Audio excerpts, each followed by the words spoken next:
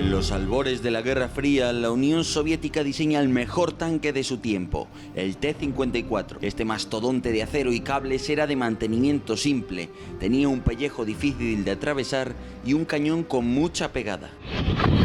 Pero por encima de todo, nuestro protagonista interiorizó las lecciones de la Segunda Guerra Mundial, así que fue fabricado en masa hasta el punto de ser el tanque más fabricado de la historia, con más de 120.000 vehículos producidos. El tanque T-54 es uno de los tanques míticos de la Guerra Fría, un arma poderosa, bien blindada, un diseño muy bien logrado y además una cosa muy llamativa: ¿cómo es posible que este tanque, que empezó a ser fabricado un año después de la Segunda Guerra Mundial, siga en activo por miles en todo el mundo? Bueno, pues hoy vamos a conocer este diseño excelente y por qué sobrevivió durante tanto tiempo.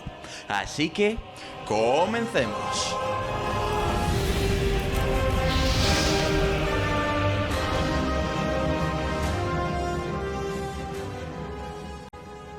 Corría el verano de 1941 cuando la Wehrmacht, el ejército alemán, lanzó la Operación Barbarroja, esto es la gran invasión de la Unión Soviética. Por aquel entonces los soviéticos confiaban en su último modelo de tanque, el T-34 modelo 1940, para enfrentar a la marea teutona. Bueno, en realidad no confiaban tanto en el T-34. Pero antes de continuar, permitidme presentaros al patrocinador de este vídeo, el videojuego World of Warships. World of Warships es un videojuego gratuito que es para ordenador y tiene hasta 44 millones de usuarios en todo el mundo. En él encontrarás más de 400 navíos de guerra altamente detallados y realistas, diferentes efectos climáticos durante las batallas, así como efectos de disparo y de impacto sobre distintos buques. Buques como los destructores, los acorazados, los cruceros y los portaaviones. Si buscas un juego de guerra con explosiones, adrenalina y estrategia, este es tu juego ideal. Si empleáis el código BOOM que aparece en pantalla para registraros, recibiréis 200 doblones, 2.500.000 créditos, 7 días de cuenta premium, 20 camuflajes distintos. Sí, los buques también usan camuflajes. Y por supuesto 2 navíos exclusivos, el St. Louis y el navío premium Emden.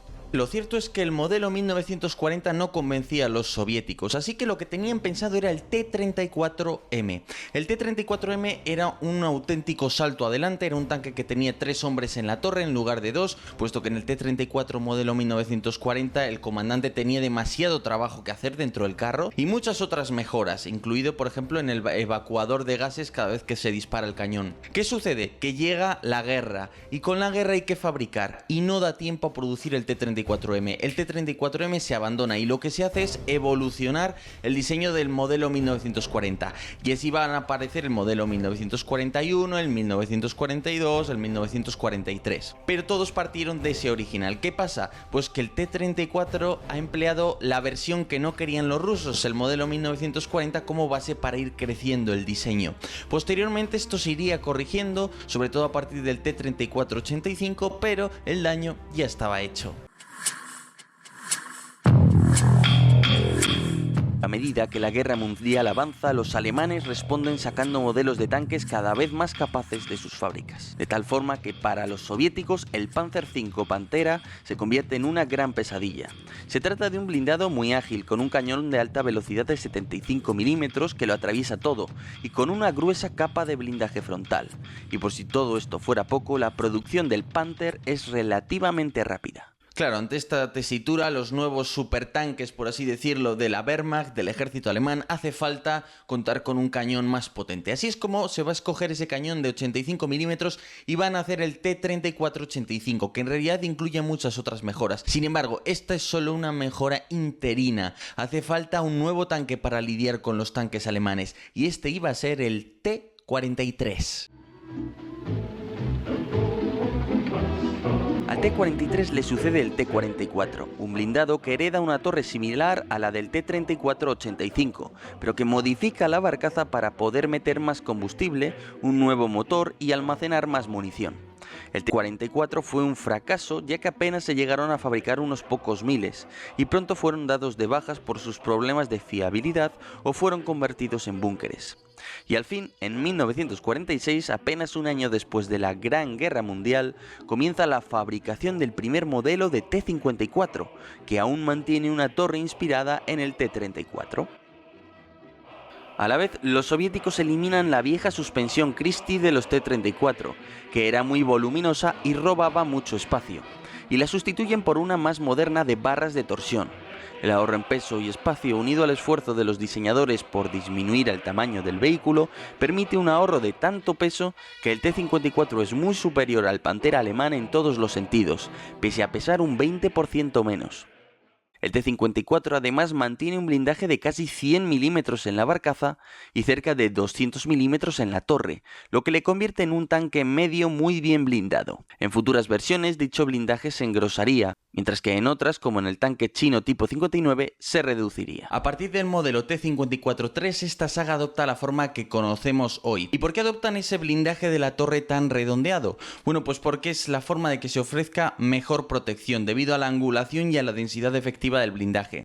Esta forma de hacer las torres y de fabricar el blindaje está basada en la de los carros pesados Joseph Stalin III, que durante la guerra habían sido tan eficaces y que aún lo serían durante varios años más. El T-54 era un tanque soberbio en los años 50, pero los soviéticos no pararon de mejorarlo. Durante la guerra de Corea, varios M-26 Pershing y los primeros M-46 Patton fueron capturados y estudiados a fondo por los comunistas. Los blindados norteamericanos poseían un extractor de humos en el cañón que permitía reducir la cantidad de humo que permanecía en el compartimento de la torre tras cada disparo, un problema que tenían los tanques rusos desde tiempos del T-34 y que terminaba por provocar determinadas lesiones o daños en muchos de los tripulantes. Uno de los grandes problemas, y que aún hoy ha sido un problema para algunos blindados más modernos, es el tema de extraer los humos. Claro, cada vez que se produce una deflagración dentro del cañón, expide una serie de humos que a menudo son tóxicos, es muy malo respirarlos, lógicamente, y hay distintas maneras de lidiar con todo este humo. Entre otras está instalar un extractor de humos en el cañón, que esto es algo que se hizo a posteriori. Pero en los inicios del T-54 lo usual era que hubiera una especie de ventilador justo a la altura de la recámara del cañón, de tal manera que al salir de ahí los gases pues fueran absorbidos por ese ventilador y expulsados inmediatamente del tanque. Así que los soviéticos mejoraron al T-54-3 y dieron lugar al T-54A, que contaba con el nuevo cañón de 10T de 100 milímetros dotado de extractor de humos.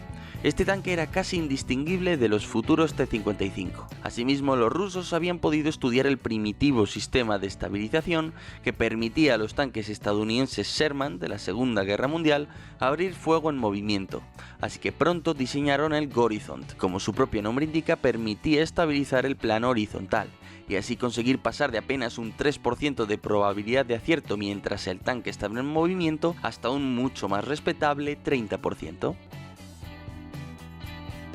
Y al fin llegamos al T-54B, la versión del T-54 más avanzada. En este caso, ¿qué incluía y qué le permite además ser distinguido? Ese sistema de visión nocturna L2 Luna. No sé si es porque en ruso es igual que en español, pero se ve que, bueno, ya el término Luna ya te está dando idea de para qué se utilizaría, ¿no? Para combate nocturno. Este sistema característico que emplea un foco infrarrojo sería muy útil para combatir a distancias de unos 400 metros. Y aunque hoy día son sistemas pues completamente desfasados, en su época otorgaron una ventaja fundamental a los soviéticos.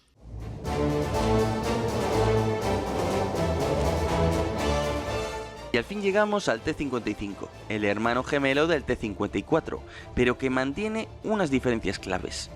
En los años 60, tanto el Ejército Rojo como la OTAN esperaban una tercera guerra mundial plagada de armamento nuclear táctico. De hecho, este tipo de armas constituían una parte esencial del arsenal occidental, ya que desde el punto de vista de los armamentos clásicos, tanques, cañones, infantes o aviones, la poderosa Unión Soviética cada vez tenía más ventaja. Asimismo, la doctrina soviética preconizaba el uso de armamento nuclear para abrir brechas en las líneas enemigas y poder avanzar a más velocidad. Recordemos que el armamento nuclear táctico tiene una capacidad destructiva limitada, y no está pensado para destruir una ciudad, sino para arrasar una zona en la que se esconda una división o una brigada mediante el uso de proyectiles de artillería nuclear y otros medios. Y aquí es donde entró el T-55. Exactamente, es que el T-55 no era más que un T-54 diseñado para combatir en condiciones de guerra nuclear, biológica, química y radiológica. Es decir, era un tanque sobre todo pensado para guerra nuclear limitada. Empleo mis fuegos nucleares tácticos para apoyar mi avance y a continuación lanzo mis tanques T-55 que ya sí están preparados gracias a una serie de mejoras técnicas para combatir a unos cientos de metros del epicentro de una pequeña explosión nuclear.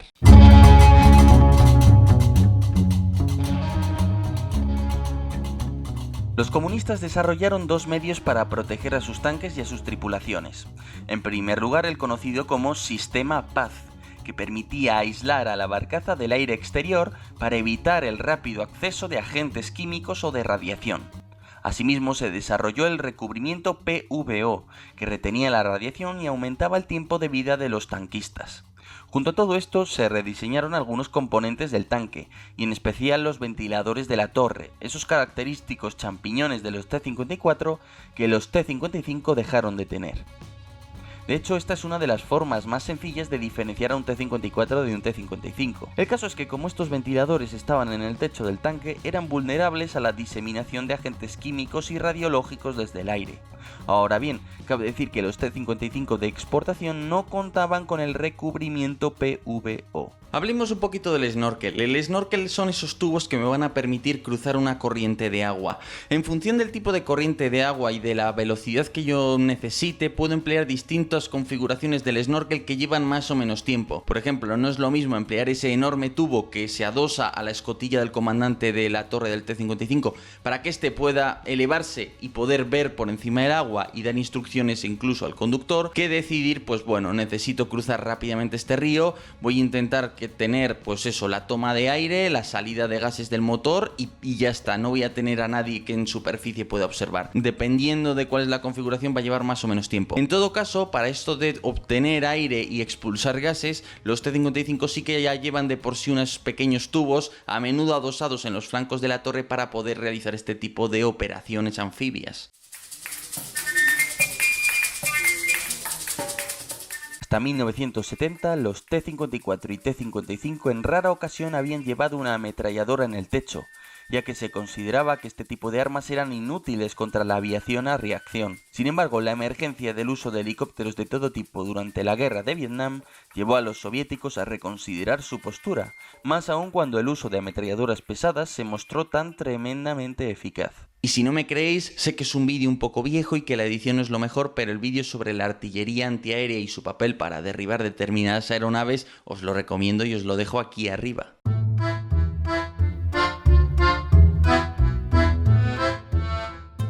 Por eso, a partir de 1970, los T-55 empezaron a equipar el montaje para contar con la ametralladora pesada Tuska, que además equiparía una mira específicamente ideada con fines antiaéreos.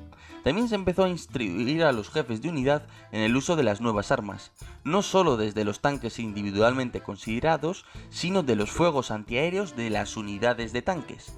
En algunos países como Corea del Norte o el país de los antiguos asirios se añadieron ametralladoras KPV, más pesadas que las Tuska y con una mayor cadencia de tiro. Que por cierto, en aquella época los soviéticos necesitaban un nuevo cañón para lidiar con los nuevos tanques de la OTAN y claro, aún no tenían listos los nuevos tanques T-72 en masa. Entonces, ¿qué hicieron? Bueno, pues una solución interina, que era el T-62. El T-62 es otro tanque que también ha sido fabricado en grandes números, no tanto como el T-55, pero lo que le caracteriza es que en esencia es un T-55 más grande que permite adosar de una manera más cómoda el nuevo cañón de 115 milímetros, que es un cañón muy potente, sobre todo para la época, naturalmente.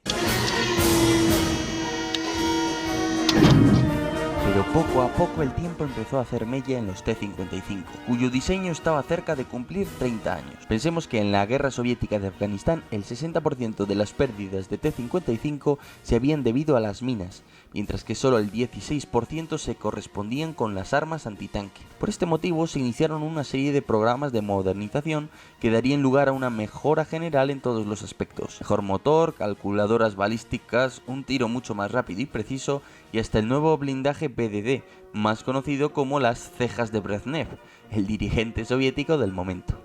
Las tejas de Brezhnev fueron diseñadas para lidiar con las nuevas municiones de carga hueca de la OTAN, aunque de manera secundaria también añadían protección contra municiones cinéticas, esto es, las disparadas desde los tanques. A los T-55 modernizados se les conocía como T-55AM, aunque sus mejoras no terminan aquí. Pues sí, es que los conocidos como T-55 AMB podían llevar un misil Bastion. Concretamente solían llevar unas 6 unidades que, por cierto, teniendo en cuenta el primitivo estado de la industria microelectrónica soviética, esos misiles eran muy caros y esos 6 misiles permitían hacer blanco a una gran distancia, a 3 kilómetros de distancia incluso más. Esto proporcionaba una ventaja a los T-55 AMB y permitía modernizarlos a un estándar más moderno sin deshacerse de ellos. Sin embargo, es cierto que los costes de por sí de adquirir este tipo de armamento más avanzado y los costes de adiestrar a la tripulación en su empleo pues eran notablemente elevados, tanto en términos económicos o de dinero como en términos de coste de horas de personal adiestrado.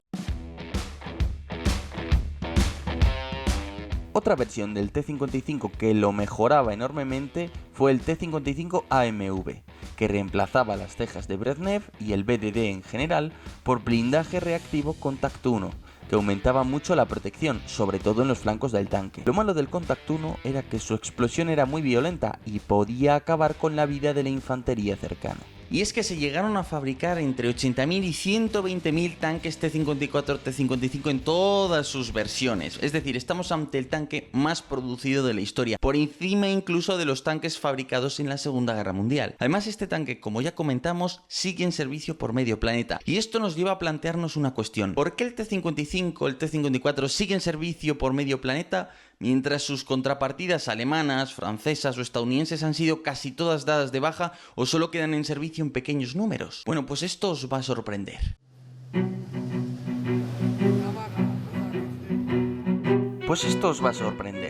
Si tomamos al M48 Patton estadounidense, que apareció en 1953, veremos que hoy día también está en servicio en Turquía, Grecia o Corea del Sur. Sin embargo, sus números son limitados y la mayoría están en la reserva. Por el contrario, si observamos la lista de T-54 y T-55 por el mundo, nos daremos cuenta de que hay poquísimos T-54, pero sí muchos T-55 de todas las versiones. Tanto el blindado estadounidense como el soviético eran mecánicamente muy simples y fáciles de reparar. Ahora bien, hemos de tener en cuenta que de toda la saga Patton, es decir, entre el M46, el 47, el 48 y el 60, se han fabricado unas 36.000 unidades, mientras que del T-55 estamos hablando de una cifra de entre 3 y 4 veces superior. Pero lo más interesante es darse cuenta de que la difusión de estos vehículos por todo el mundo dependía de la política de asistencia de la URSS y de Estados Unidos durante la Guerra Fría. Es decir, que los tanques los recibían los amigos de Moscú o de Washington. El caso es que los aliados de Washington a menudo coincidían con la Europa occidental más rica, el Japón, o con estados que a la larga se mostraron mucho más ricos que sus contrapartidas socialistas, como fue el caso de Corea del Sur o Taiwán. Es decir, que si Estados Unidos entregaba blindados Patton a Italia, España y Alemania, la URSS lo hacía a Rumanía, a Angola, a Cuba o a Corea del Norte. Además, la política de asistencia de Moscú era mucho más generosa, ya que al fin y al cabo triplicaban o cuadruplicaban la producción occidental. Es decir, que interesantemente existe una correlación entre país pobre, país que estaba aliado con la URSS, país que por tanto recibió muchos T-55 y país que no ha podido renovar su flota porque no tiene suficientes ingresos. Podemos determinar que la mayor parte de los países que tenían el T-55 aún lo mantienen en muchos casos. Pero bueno, señores, eso ha sido todo. Muchísimas gracias por estar ahí. Creo que en este vídeo está la clave de por qué un diseño puede durar tanto tiempo, las economías de escala, producir en masa, eso me permite generar muchas piezas de repuesto, vender muchos y al final el producto va a durar mucho más tiempo en servicio. Pero bueno, lo que decía, muchísimas gracias por apoyarme. Como siempre os digo, si queréis apoyar el trabajo de este canal, que yo saque documentales interesantes, que estoy ahí preparando uno muy interesante sobre Mosul, ya lo veréis. Pero esto va a tardar, es cierto, pero bueno, va a ser muy interesante. Pues apoyadme en Patreon porque además eso me da independencia a YouTube, me da independencia de que le pase lo que le pase al canal, yo voy a seguir haciendo el trabajo y vosotros vais a poder disfrutar de él. Así que nada, como he dicho, muchísimas gracias por estar ahí y hasta otra.